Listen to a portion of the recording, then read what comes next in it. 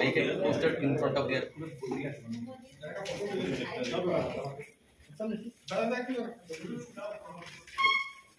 দেশের মানুষ সেখান থেকে আমাদের দেশবিরোধী কার্যকলাপ করবে, আমাদের পতাকাকে অপমান করবে। আপনারা দেখতে পেয়েছেন বিভিন্ন সামাজিক মাধ্যম এবং আমরা নিউজের মাধ্যমে দেখেছি যে আমাদের পতাকাকে ওরা নিজস্ব বিশ্ববিদ্যালয় হাসপাতালের বাইরে আমাদের পতাকাকে রেখে ওরা পাড়া দিয়ে পায়ে পাড়া দিয়ে ওরা বিশ্ববিদ্যালয়ের মতো শিক্ষা প্রতিষ্ঠানে ওরা প্রবেশ করছে।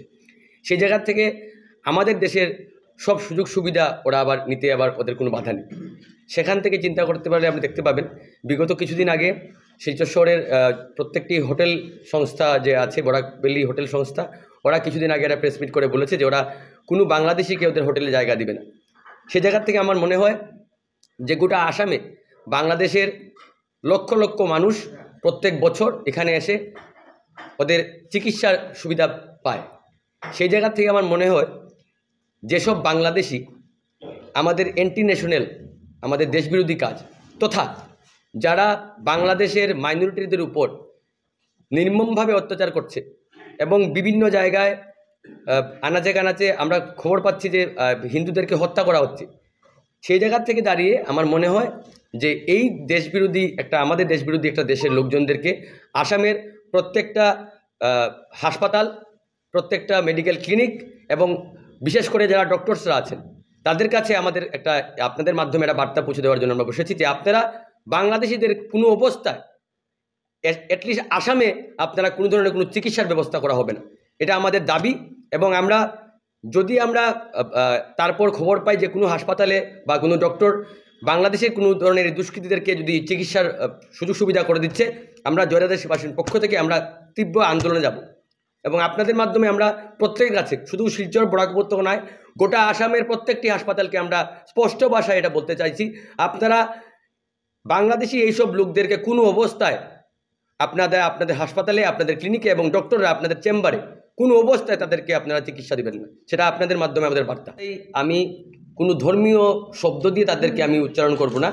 যারা দুষ্কৃতী হয় তাদের কোনো ধর্ম হয় না, তারা আসলেই একটা দুষ্কৃতী। সেখানে হিন্দু মুসলিম খ্রিস্টান বলে হয় না।